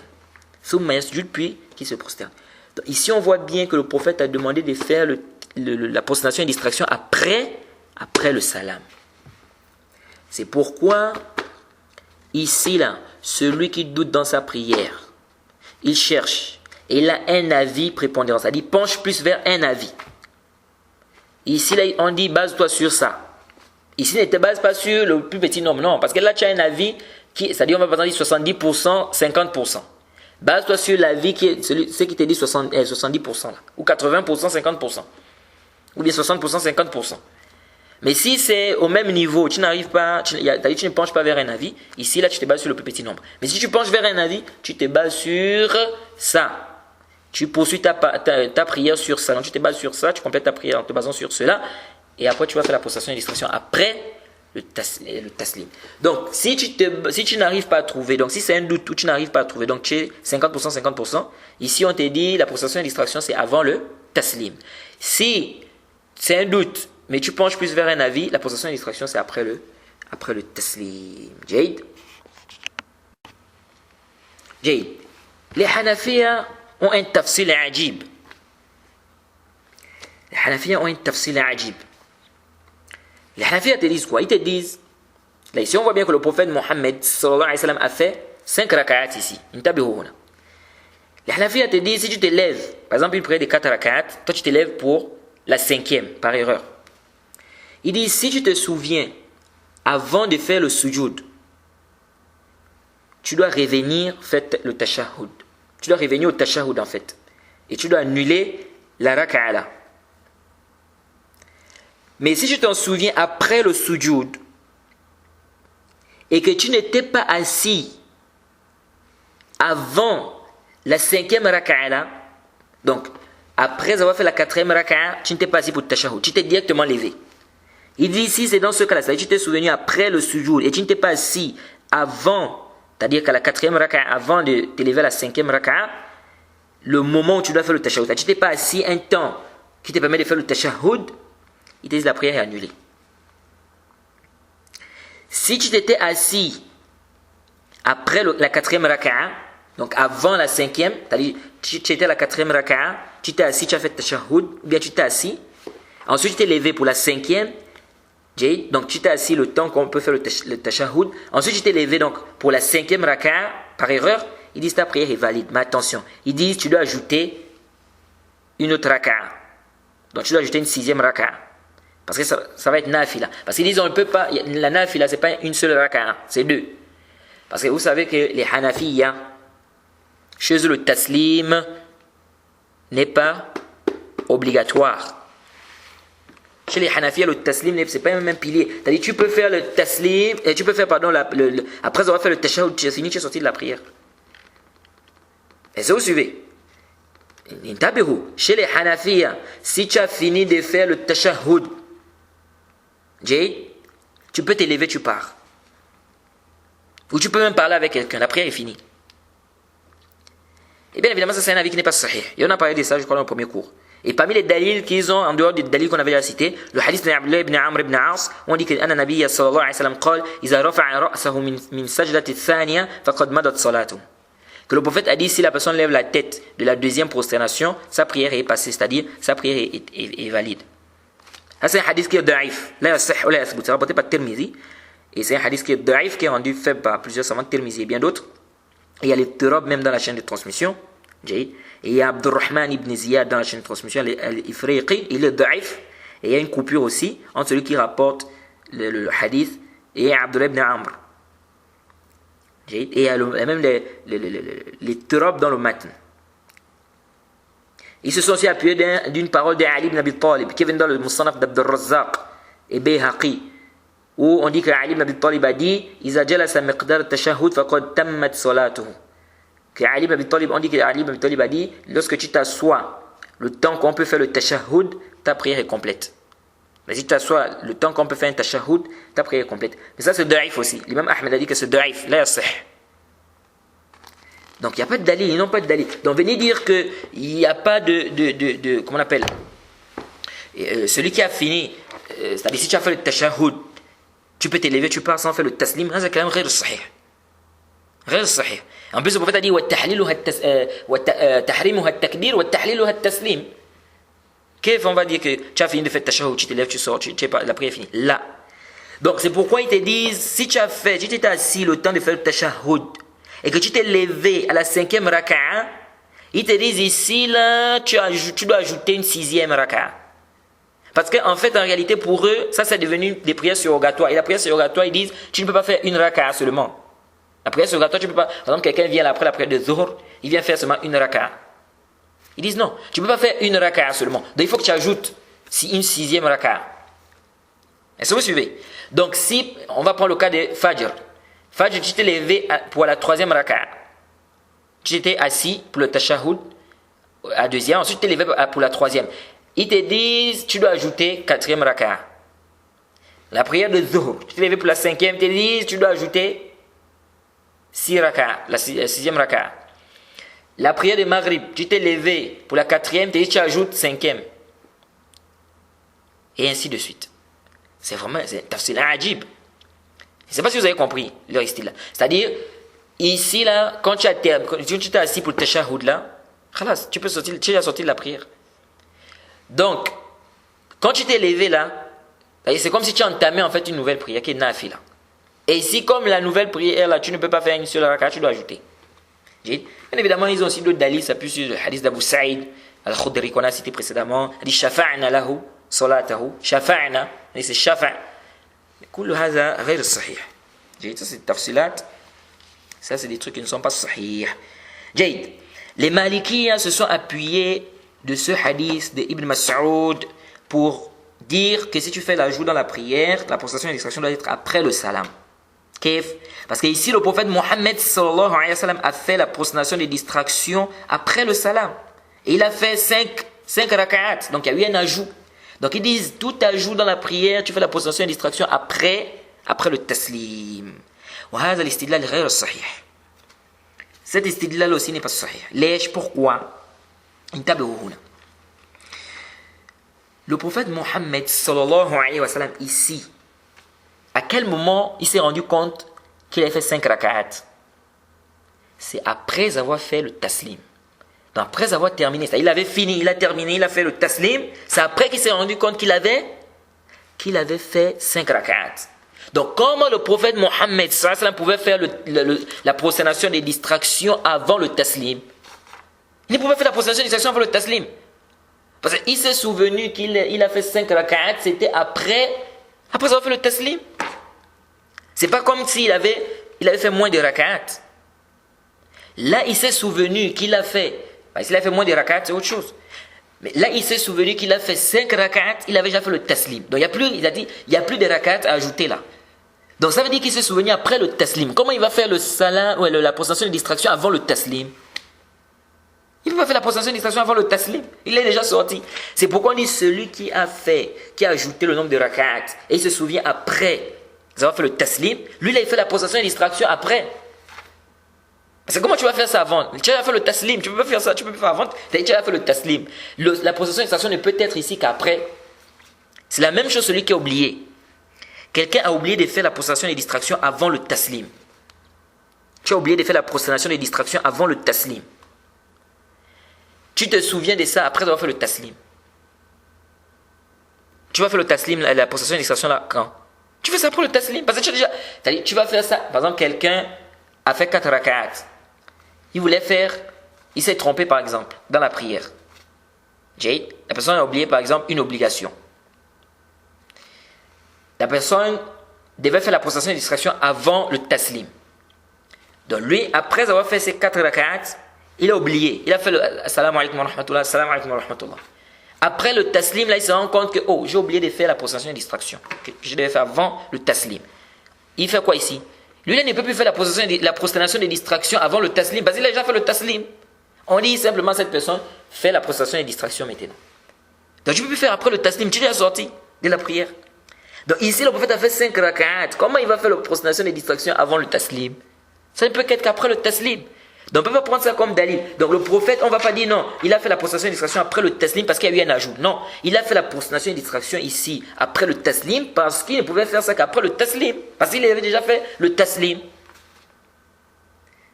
ne sais pas si vous suivez. Parce qu'il y a aussi les Hanafiyas qui ont dit non, le prophète a oublié. Ils disent le prophète a oublié de faire la prosternation de distraction avant le taslim. C'est pourquoi il a fait ici après le taslim. Bon, ça aussi, même si fihi wajh, mais c'est aussi discutable. Ici, nous disons le prophète a fait la prosternation et la distraction pour le taslim parce qu'il s'est rendu compte qu'il a fait 5 rak'at. Il s'est rendu compte de ça qu'après le taslim. Et donc, il ne peut pas faire la prosternation et la distraction avant le taslim. Ensuite,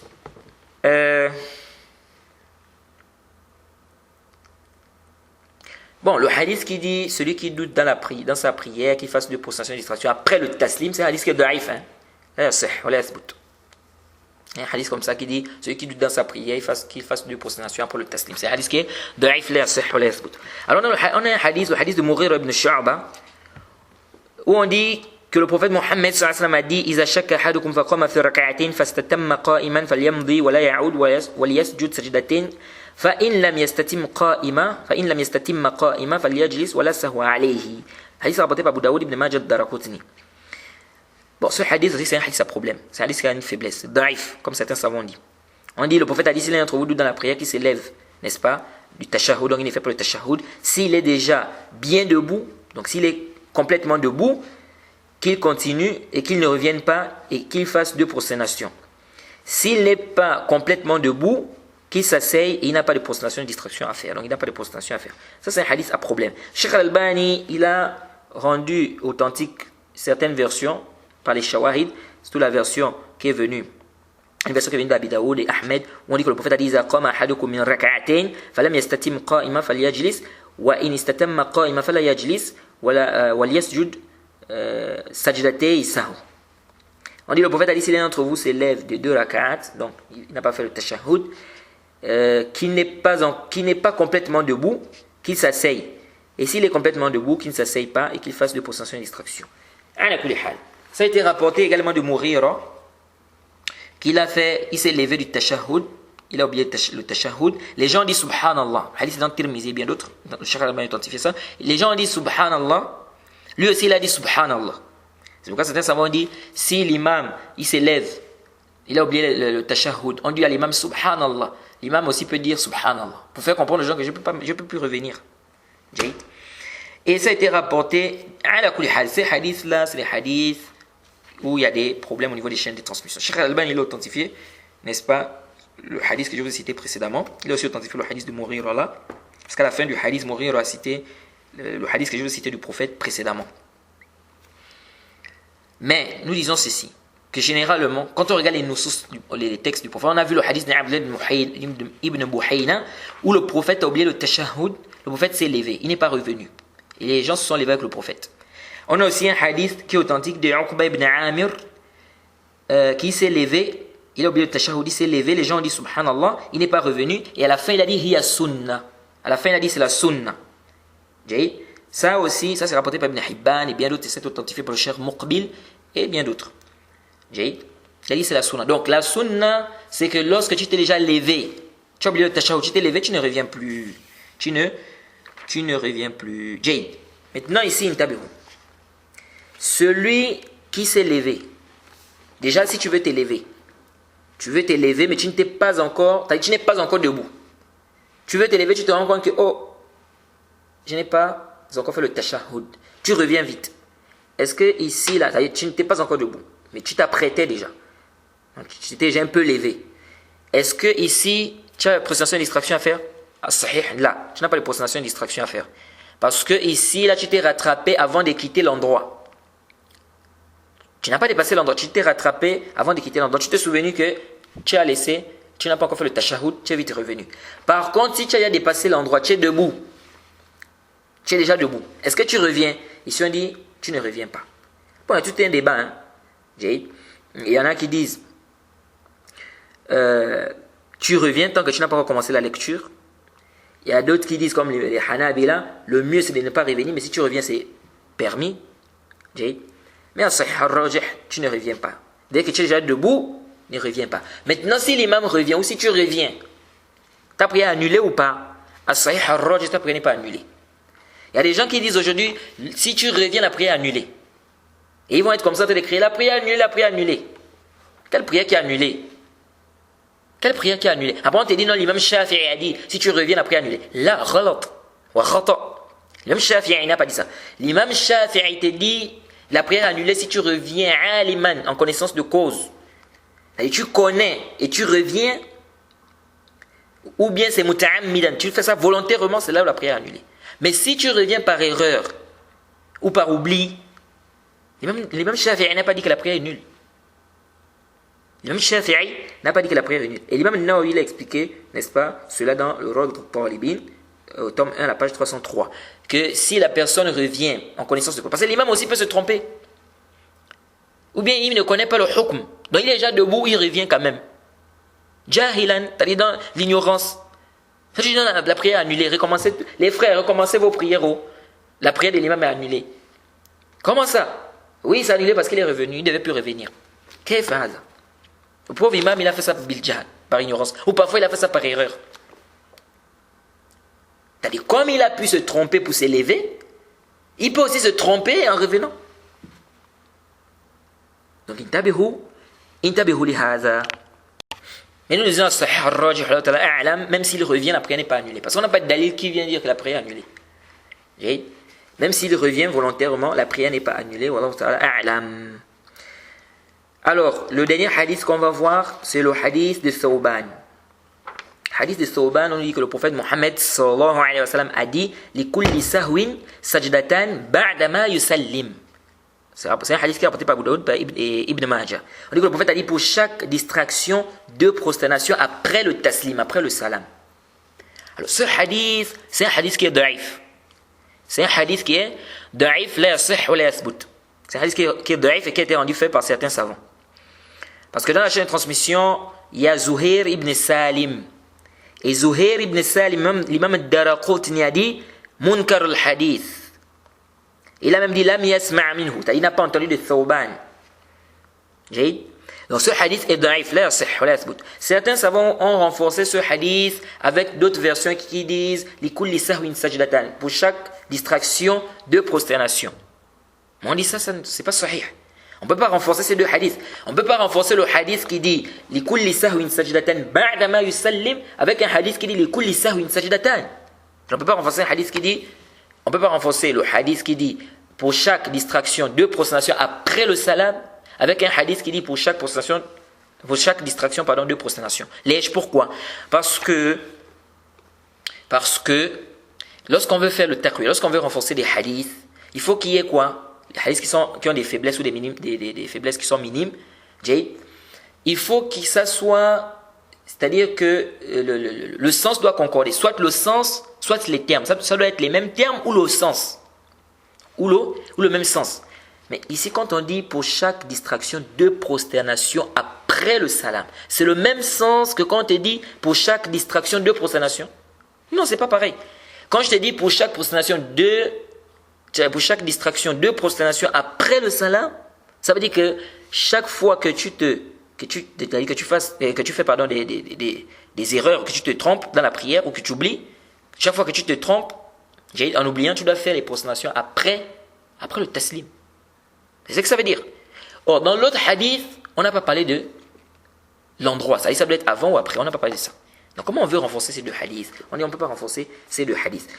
Et d'autres ont aussi voulu renforcer ces hadiths-là avec les af'al du prophète, les actes du prophète. Mais ça aussi, on ne peut pas renforcer les actes avec la parole. On ne peut pas renforcer les actes avec la parole. Ce hadith, c'est un hadith qui est da'if, et ça a été rendu fait par plusieurs savants, parmi lesquels Al-Hafiz ibn Hajar a dit que c'est un hadith da'if. La chaîne de transmission est faible. Et certains ont dit que le hadith est da'if à cause d'Ismaïl ibn Ayyash. Ça, c'est pas sahih.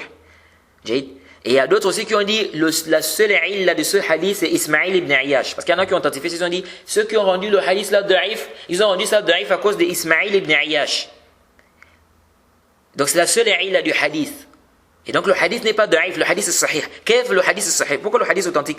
Ils disent parce que ici il a rapporté, c'est un Shami qui rapporte de lui. Et Ismaïl ibn Ayyash, lorsque les gens de Sham, donc les Shamiyin ou les Shamiyoun, lorsqu'ils rapportent de lui, le hadith est sahih.